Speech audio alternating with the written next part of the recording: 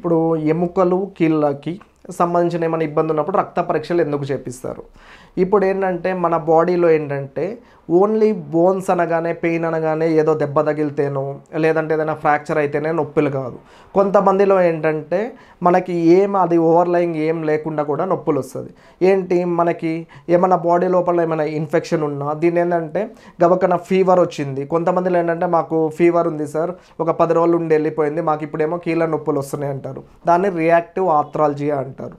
అంటే మన బాడీలో ఏ ఇన్సల్ట్ జరిగినా, ఏం డ్యామేజ్ జరిగినా, సపోజ్ ఏమైనా బ్యాక్టీరియల్ ఇన్ఫెక్షన్, వైరల్ ఇన్ఫెక్షన్ ఏం జరిగినా ఏమవుతుందంటే మన బాడీ దాన్ని ఫైట్ చేయడానికి మనం యూజ్ అయ్యే ఇన్ఫ్లమేటరీ మీడియేటర్స్, మన రక్తనాళాలు, రక్త కణాలు ఇవన్నీ ఏదైతే మనకి హీలింగ్కి యూజ్ అవుతాయో అవేంటంటే కొన్నిసార్లు మన జాయింట్ల లోపల కూడా రియాక్షన్ లాగా వచ్చి అన్ని నొప్పుల్లాగా వస్తాయి అన్నమాట.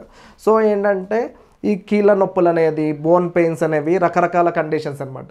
కొంతమందిలో ఏంటి పెద్దవాళ్ళలో కాల్షియం సరిగ్గా లేకపోయినా, ఫాస్ఫేట్ సరిగ్గా లేకపోయినా, విటమిన్ D3 లెవెల్ సరిగ్గా లేకపోయినా, లేదంటే హార్మోన్స్ అనమాట. మన హార్మోన్స్ అనేది పారాథైరాయిడ్ హార్మోన్ ఉంటుంది, క్యాల్సిటోనిన్ ఉంటుంది, విటమిన్ D3 ఉంటుంది. ఇవన్నీ ఏంటంటే బోన్ని కరెక్ట్గా దాన్ని తగిన మోతాదులో బోన్లో ఉంచి స్ట్రెంగ్తన్ చేసే హార్మోన్స్ అనమాట. ఎట్ ద సేమ్ టైం ఇవే హార్మోన్స్ గుండె కొట్టుకోవడానికి కూడా పనిచేస్తాయి. సో ఆ ఈక్విలిబ్రియం ఉండాలన్నమాట.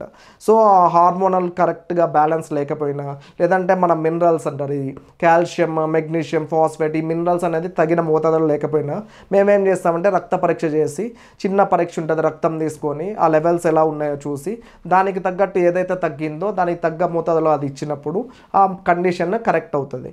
కొన్నిసార్లు ఏంటంటే ఇది రుమటాయిడ్, కీళ్ళ వాతాలు అవి అంటారు. అందులో కూడా ఏంటంటే మనకేంటంటే రుమటాయిడ్ ఫ్యాక్టర్ అంటారు, RA ఫ్యాక్టర్ అంటారు, యాంటీ-CCP అంటారు. ఆ టెస్టులు చేసినప్పుడు ఆ డిసీజ్ సివియారిటీ ఏదైతే జబ్బు ఉందో అది తగ్గుతుందా, పెరుగుతుందా, లేకపోతే ప్రోగ్నోసిస్ ఎలా ఉంది, తర్వాత ఎలా ఉంటుంది, ఇవన్నీ కొన్ని రక్త పరీక్షల్లో మనకి తెలిసే అవకాశం ఉంది. సో మనకేంటంటే ఇప్పుడు రక్త పరీక్షలు అనేది మనకి ఇప్పుడు మనం ఏదైనా చిన్న జబ్బు వచ్చినా ఏమొచ్చినా మేమేంటంటే క్లినికల్గా చూస్తామన్నమాట. క్లినికల్గా చూసి సో దానికి అవసరమైన పరీక్షలు రాస్తామన్నమాట.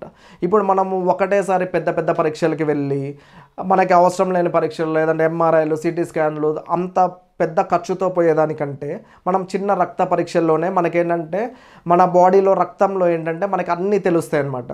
మనకేమైనా ఇన్ఫెక్షన్ ఉన్నా మనకేంటంటే ఆ న్యూట్రోఫిల్స్ పెరుగుతాయి, లింఫోసైట్స్ పెరుగుతాయి, మనకి ఏం డ్యామేజ్ ఉన్నా, లేదంటే సెల్స్ ఏమన్నా మన మినరల్స్ కానీ ఇవి కానీ అవన్నీ అన్ని రక్తంలో తెలుస్తాయి అన్నమాట. సో దాన్ని బట్టి మనం ఇంటర్ఫీర్ అయ్యి దానికి తగ్గ సొల్యూషన్ మనం చేసుకోవచ్చు.